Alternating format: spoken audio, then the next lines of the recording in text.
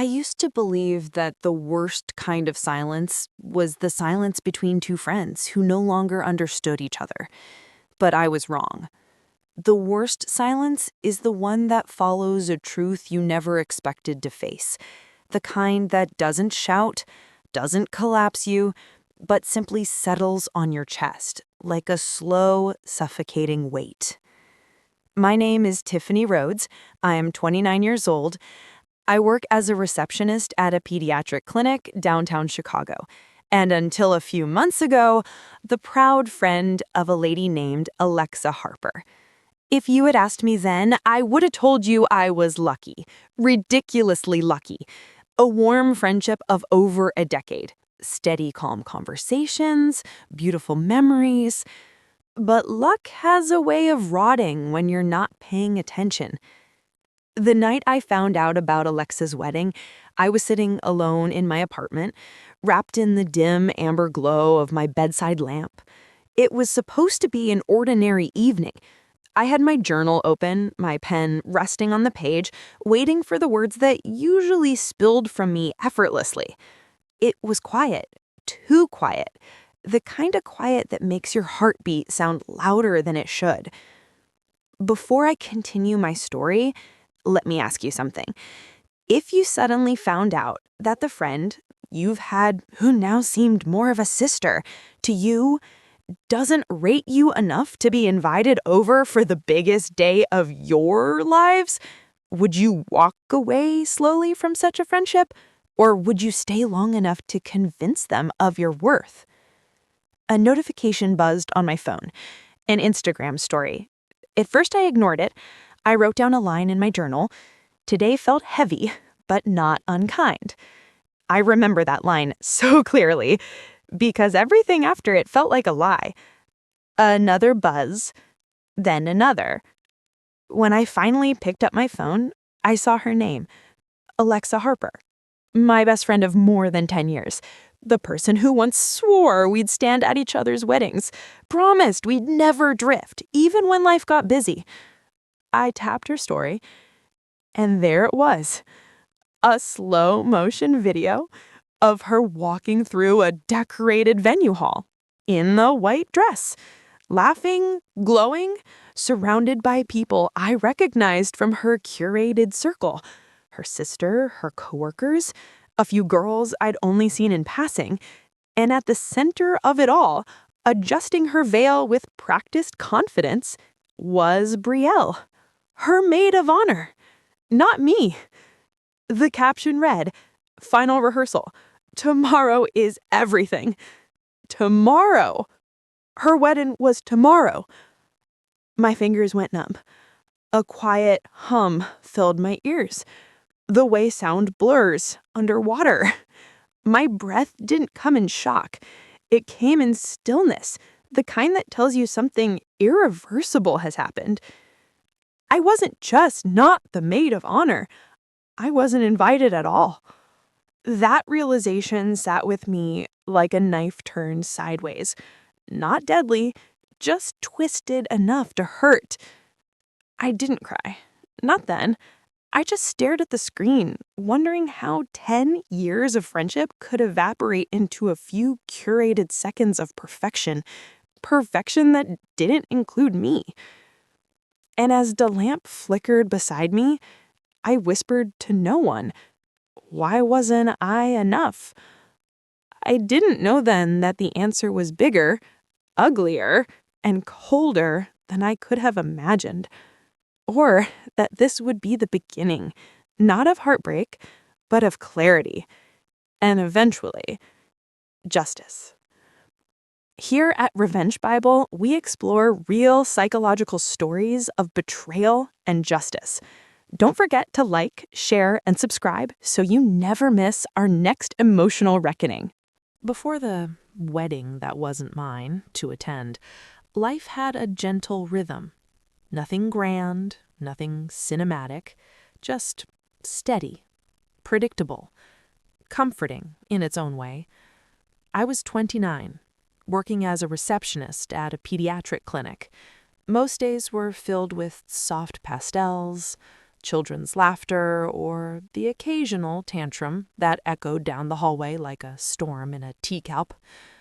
I liked it. The innocence, the structure, the way the day began and ended with predictable markers, appointment reminders, chart updates, the soft click of my keyboard. Outside of work, I lived quietly. I kept a little collection of scented candles. I rearranged my bookshelf more times than necessary. And every night, I wrote in my journal. Not because my life was particularly eventful, but because writing helped me make sense of the tiny, delicate things that mattered. And then there was Alexa. We met in college, two freshmen who shared a dorm hallway and an appetite for midnight snacks. She was the kind of person who filled a room without trying, effortlessly confident, socially magnetic, always the main character in her own imaginary movie. I wasn't quiet, but next to her, I settled into the role of the listener, the steady one, the person she came to when the spotlight felt too bright. We fit together the way mismatched puzzle pieces sometimes do. Over the years, we built a rhythm.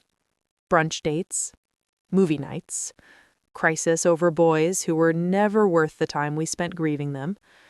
The kind of intimacy built on small, consistent commitments. She climbed her way into a glamorous circle.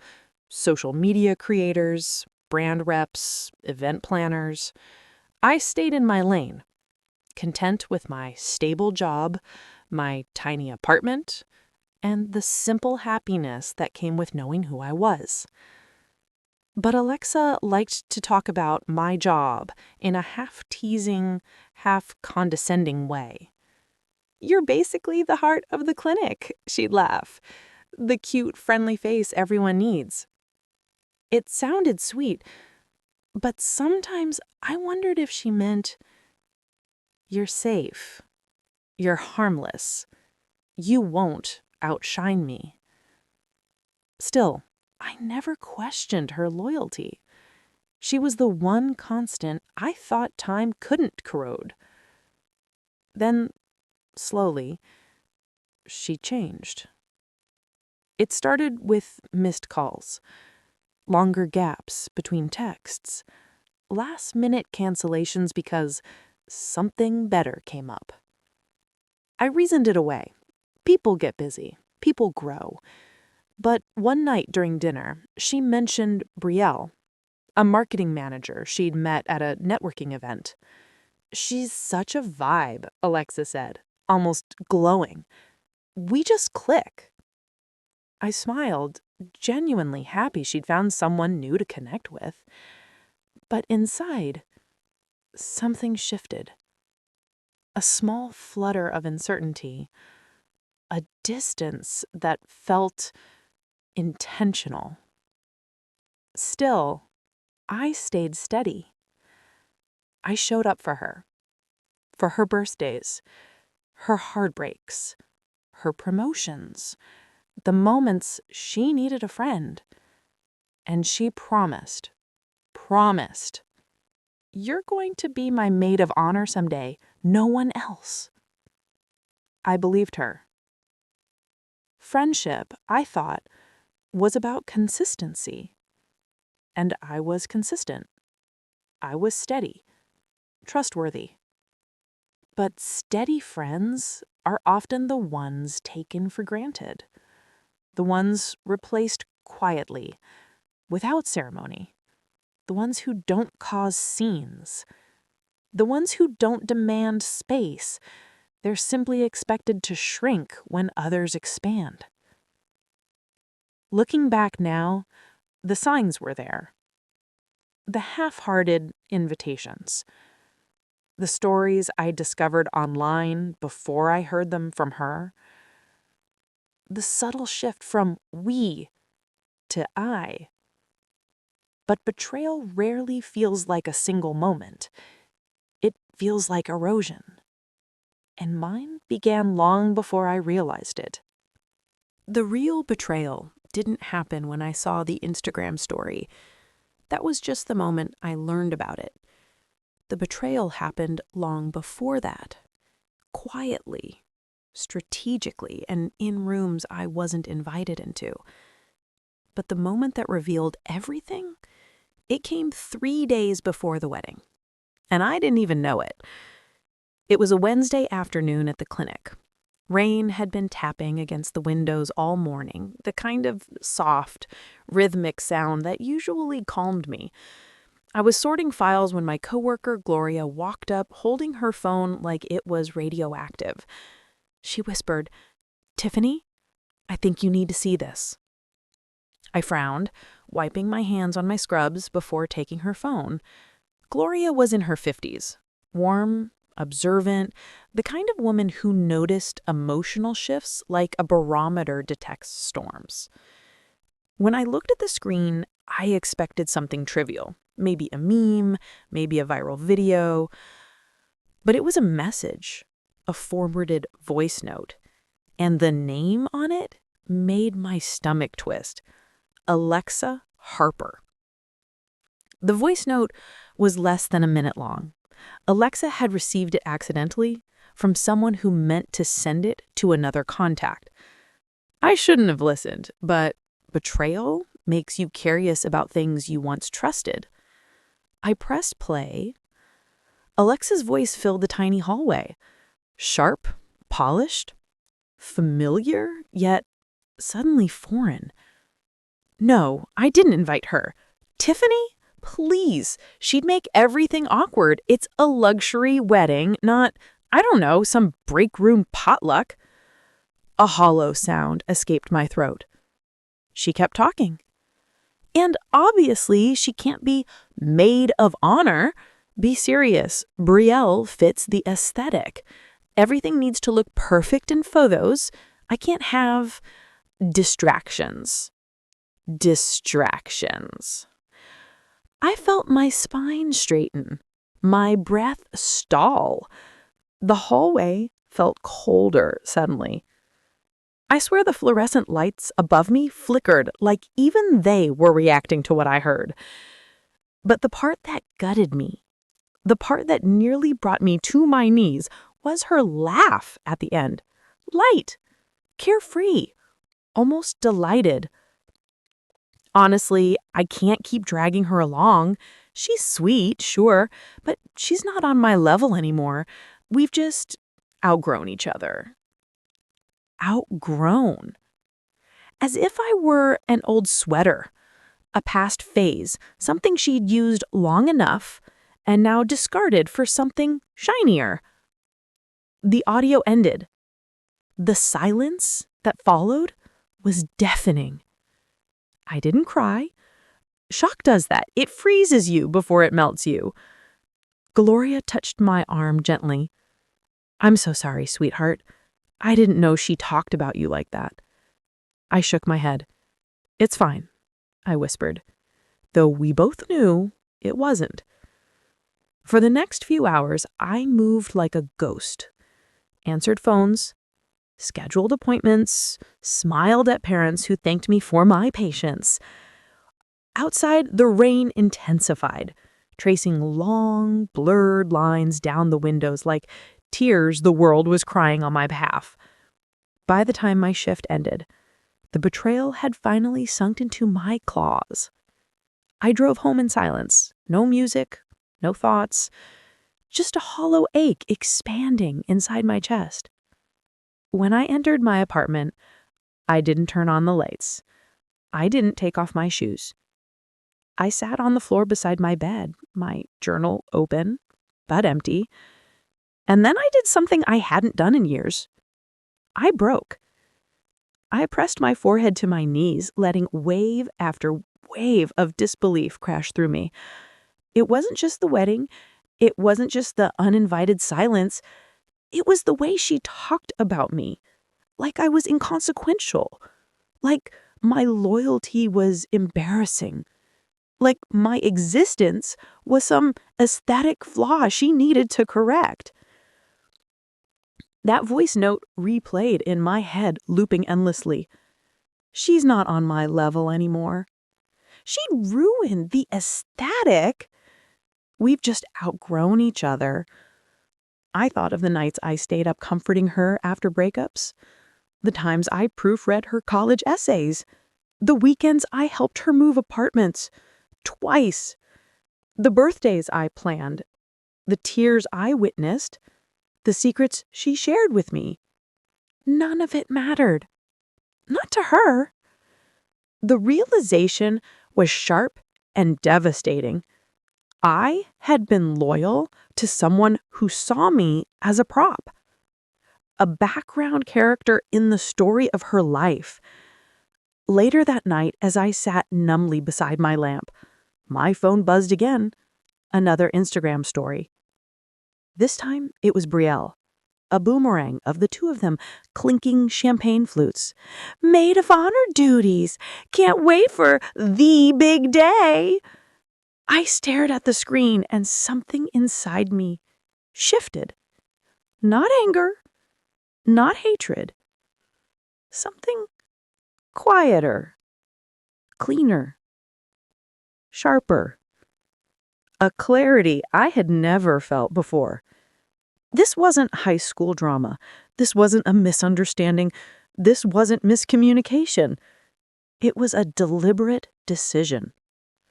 A conscious betrayal. A rewriting of history where I no longer existed. A friendship doesn't die in a day, but it can be murdered in a minute. And Alexa had done it with a laugh in her voice.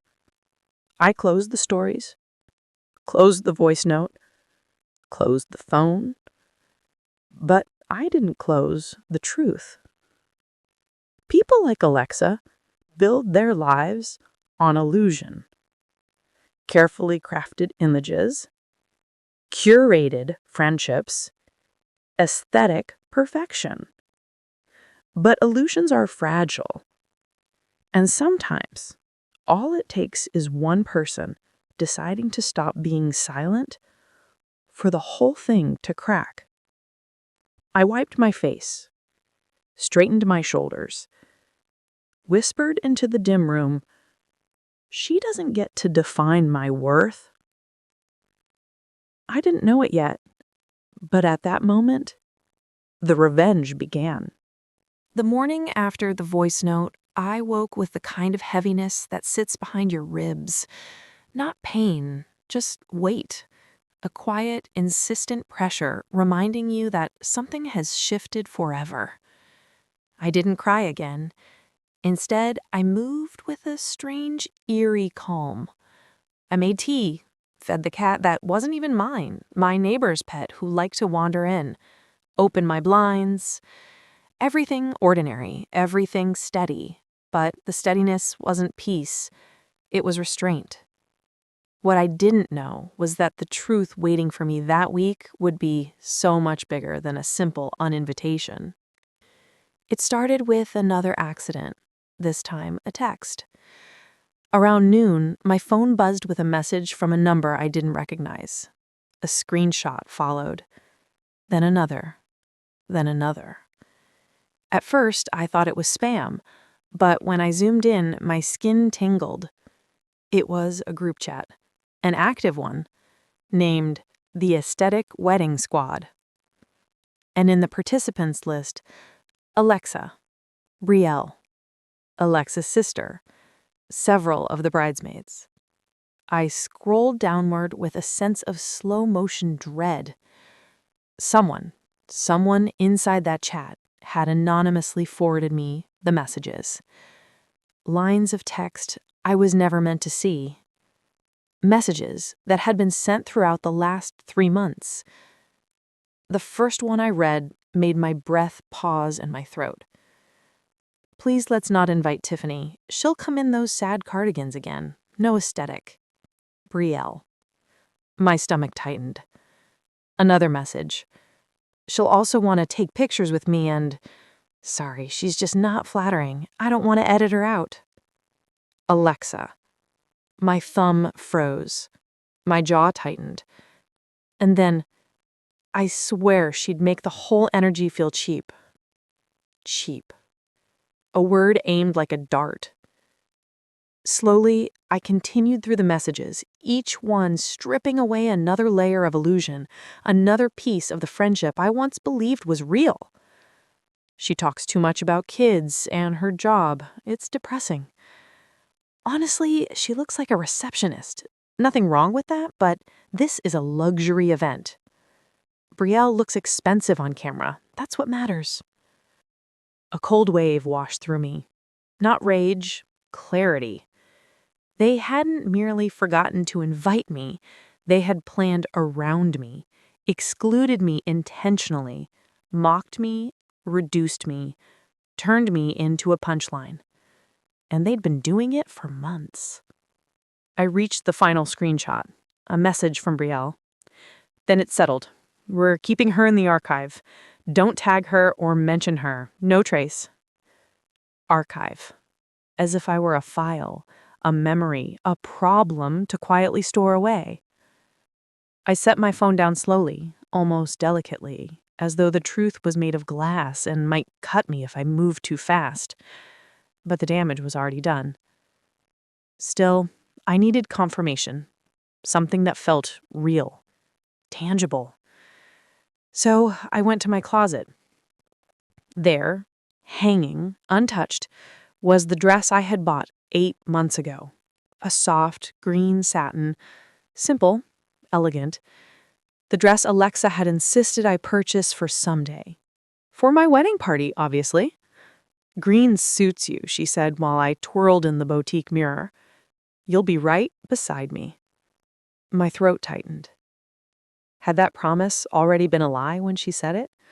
Had she already found Brielle? Had she already decided I didn't fit? The dress felt heavier in my hands than it should have. I hung it back up gently, carefully, almost like a goodbye. The next discovery came from someone I least expected, Evan. He was a photographer I'd met casually through friends years ago. Kind, observant, the type who noticed things without ever making you feel watched. He messaged me that evening. Hey, sorry if this is random, but are you okay? Why? Because I'm shooting Alexa's wedding, and I overheard something you should know. My heart thudded once, hard. We met at a quiet cafe 2 blocks from my apartment. The place smelled like cinnamon and old wood. Rain had begun again, soft at first, a whisper against the windows. Evan sat across from me, his expression gentle but troubled. I don't know how well you and Alexa are doing, but she told the planning committee something that didn't sit right with me. I nodded for him to continue. She said she cut you out because your vibe was too middle class and she couldn't risk it showing up in the wedding footage. The words hit harder than they should have. Not because they were surprising, they matched the screenshots, but because hearing them spoken out loud made them undeniable. Evan leaned forward. She said she'd worry you'd cling to her during the event, that you'd make her look less polished. I inhaled slowly, exhaled slower. I asked him the question that had been simmering under the surface all day. Why tell me? He looked down at his hands. Because you didn't deserve it, and because people like Alexa get away with things when no one speaks up. For a long moment, I stared at the steam rising from my untouched cup of tea. The betrayal wasn't about a wedding. It wasn't even about aesthetics. It was about erasure. A deliberate rewriting of my role in her life. A quiet cruelty she expected I'd never discover. But I had discovered it. All of it. The voice note, the messages, the replacement, the lies, the mockery, the image-building machine she used to pretend she was something more. And in that cafe, watching the rain streak the window like a slow curtain drawing across the day, a thought crystallized with cold clarity. if she could rewrite the story, then so could I. Except I wouldn't do it with lies, or with cruelty dressed as aesthetics, or with whispers behind closed doors. My revenge would be simple, precise, true. Truth has a way of peeling away illusions, and hers were already cracking. With that realization, I finally felt something new. Not grief, not shock, not sadness. Resolve. And it was quiet, steady, unshakable. I didn't sleep that night. I lay in the dark, staring at the faint glow of my phone screen. The clock ticked 2:11 a.m., 3:02 a.m., 4:46 a.m., mocking me. Each minute a reminder that the betrayal wasn't just a moment. It had been planned, calculated, and now it was mine to respond to. By morning, I wasn't just hurt, I was awake. Somewhere between heartbreak and humiliation, a quiet shift had happened inside me. The old Tiffany, the one who forgave, who shrank herself so others could shine, was gone. I sat up, cold clarity filling the space where grief had been. I don't have to stay powerless. Step 1. Gather everything. I grabbed my journal, not to write feelings, but to make a plan. Step 1. Gather everything she thinks I don't know. I opened my phone and reread the messages from Alexa's chat. I screenshotted every cruel word, every snide remark, every plan she made to exclude me from her wedding and her life. I backed them up to an email I alone could access. I dug deeper. Instagram posts, public photos, mutual friends' stories, even subtle bragging Alexa had shared in group chats I'd somehow overlooked. Everything that once cut me now became evidence. By the sunrose, I had a folder filled with proof, screenshots, dates, the messages showing Alexa's intent to erase me from her wedding and her life. I felt a thrill, not of cruelty, but of empowerment. I didn't want a fight. I wanted precision. Step 2. The ally. At work, I reached out to someone I trusted, Mrs. Danvers, our longtime accountant and friend. I didn't know how much she could do, but I knew she had wisdom and discretion. We met quietly in her office. I slid my phone across the table. She studied the messages, frowning, her expression softening. "I'm so sorry, Tiffany," she said. "This is awful." "It's everything," I whispered. "All the planning, all the subtle cuts, all the lies she told to make me invisible, and now I've seen the full truth." She leaned back, clasping her hands. "What do you want to do?" "I want her to realize," I said slowly, "that she can't humiliate me and walk away, that every action has consequences." She nodded firmly. "Then we protect yourself first. Keep evidence safe. Document everything. Consider who can witness this. Timing matters." By the end, my journal was full. Arrows, circle notes, reminders, a precise map of the plan that would turn betrayal into accountability. "Why are you helping me so much?" I asked softly. "Because I've seen this before, and I won't let you fight blind." I nodded, feeling my resolve harden. Step 3. The trap. That evening, I prepared carefully. I cleared the living room, placed my journal and a printed folder of evidence on the coffee table. My phone was ready to record. I didn't want a confrontation. I wanted clarity, proof. A moment where Alexa's words, her intentions, her arrogance could stand exposed in front of me and anyone else I chose. When Alexa arrived, completely unaware of my preparations, I greeted her with calm. No tears, no anger, just measured composure.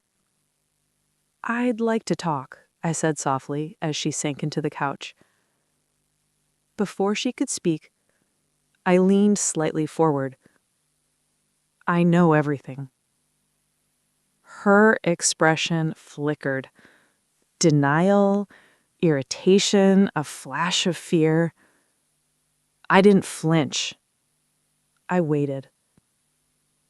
I began asking questions slowly, carefully, leading questions that forced her to recount every detail of her exclusion. The messages, the mockery, the decisions to erase me from her wedding and her life. At first, she deflected. Then she minimized. Finally, after minutes that felt like hours, she admitted it all. Her words were recorded. Her intentions were revealed. I didn't yell. I didn't cry. I just listened. Let her own arrogance speak for itself. When she finished, I stood and said calmly, "Thank you. That's all I needed." She opened her mouth. "Tiff, we can still fix." "No," I said, voice steady. "You had months to include me. You chose not to.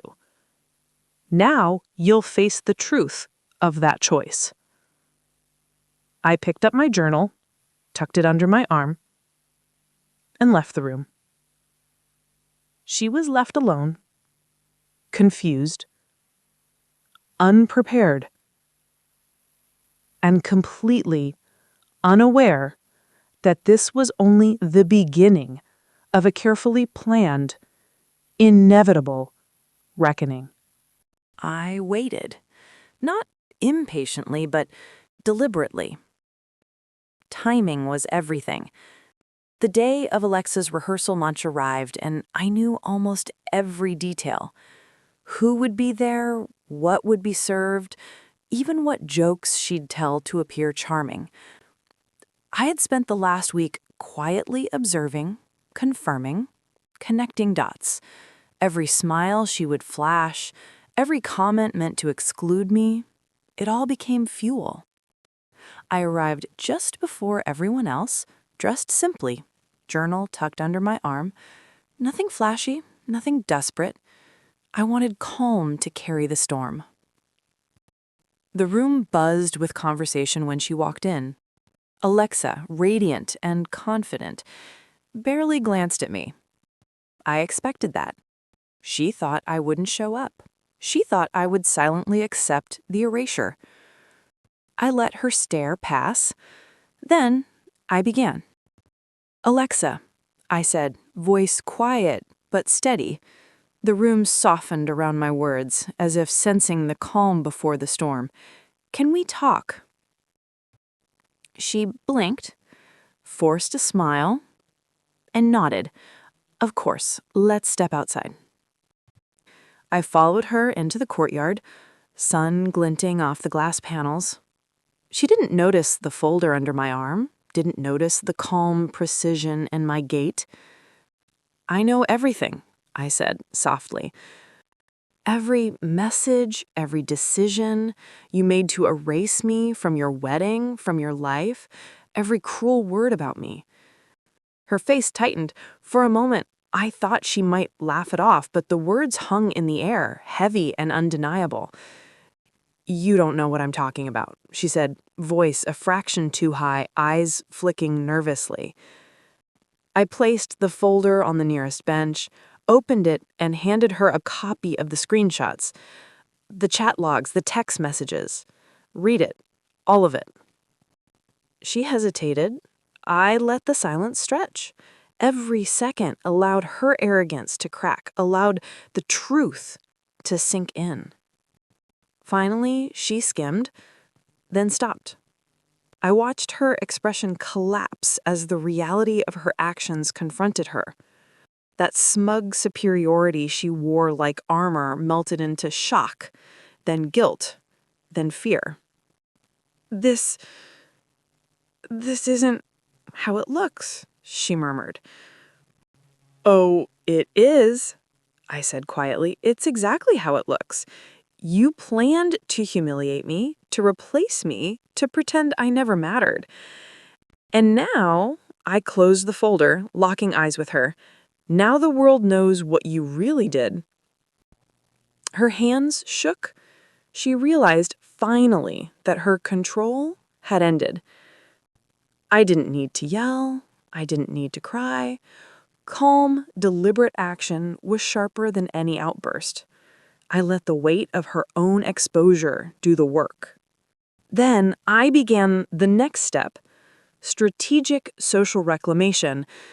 I had contacted a few mutual friends earlier in the week, casually, carefully. I shared only that I had been excluded unfairly, that the truth needed context, not gossip, truth. By the time I stepped back into the rehearsal lunch, the whispers had begun. People's eyes followed Alexa differently now, curiosity laced with skepticism. I didn't speak. I didn't need to. My presence, alone, steady, composed, told the story that Alexa's forced smile couldn't hide.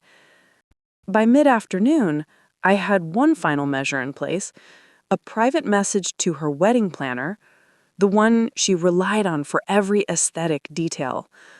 I calmly outlined my concerns, ensuring she knew exactly how her exclusion had impacted me, backed with proof.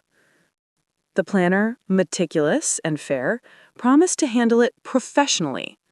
No drama, no overreaction, just accountability. Every action I took was deliberate. I didn't humiliate her publicly. I didn't seek revenge out of rage. I let her own decisions, her own words, and the structure I'd set expose her. The social, psychological, and moral balance was finally shifting. Later that evening, I sat alone in my apartment, journal in hand. I reflected on every step, the planning, the patience, the calm. Every glance I had measured, every silence I had held, every word I had spoken or withheld had served one purpose: to reclaim my power without stooping to cruelty. I didn't feel triumphant in the shallow sense. I felt complete. The storm had passed, not because Alexa had suffered in the way I might have imagined months ago, but because I had acted. I had asserted myself. I had turned betrayal into truth, humiliation into clarity. And in that, there was a profound satisfaction, quiet, but unshakable. I closed my journal. The sun had begun to set. Warm light poured through the windows, painting the room in calm gold. I breathed deeply and allowed myself one thought. I survived the betrayal, and I reclaimed the story of my life. Alexa's arrogance had been her own undoing. My power had never come from revenge alone. It had come from clarity, composure, and action. For the first time in weeks, I smiled softly, not at her, not at the proof, but at myself. And that was enough. I sat quietly in my apartment, the city lights flickering outside my window, and let the stillness wash over me. The storm was over, but the lesson remained. I realized something important. Betrayal is not the end. It never has to be. Just because someone else tries to write the ending of your story, just because someone thinks they hold the power to humiliate or erase you, doesn't mean they succeed. For weeks, I had felt like my life had been rewritten without my permission, but now I understood that I had the pen. Every step of my plan, every careful, calculated action reminded me that I am in control of my story. Revenge, I discovered, is not about cruelty. It's about reclaiming power, asserting clarity, and proving to yourself that your voice, your dignity, and your worth cannot be stolen. And in that reclaiming, I found strength. I want anyone listening to know this. If you have been betrayed, abandoned, or erased, it doesn't define you. You can come back. You can rise from the humiliation and pain. The world might not understand your struggle, but your comeback doesn't need permission. Every calculated, deliberate action to restore your sense of self is a victory. Every moment you refuse to let someone else write the ending of your story is proof that you are stronger than you believed. I won't lie, it wasn't easy. There were nights I doubted myself, moments I questioned if staying calm and precise would ever feel satisfying. But it did. Each step of my plan, each moment I stood firm, reminded me that revenge isn't petty. Revenge is power when wielded thoughtfully, and power is exactly what carried me through this phase of my life. I am Tiffany Rhodes. I am 29. I work as a receptionist, and I write in my journal. But I am more than that. I am resilience. I am clarity. I am the woman who took betrayal, heartbreak, and humiliation and transformed it into action, into proof that I could rise intact and empowered. Alexa's actions do not define me. They never did. What defines me is how I responded, how I refused to be silenced, how I refused to let someone else dictate my worth, and how I took control of the narrative. So, to anyone listening, remember this. The end isn't written by the betrayer, the oppressor, or the one who seeks to diminish you. The end is yours to write. And when you write it with clarity, calm, and purpose, the story can transform heartbreak into strength, pain into empowerment, and betrayal into a catalyst for your comeback. This is my story. My revenge was measured, my justice was moral, and my strength was reclaimed. And in the process, I found peace.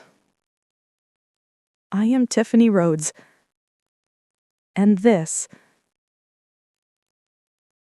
is my comeback.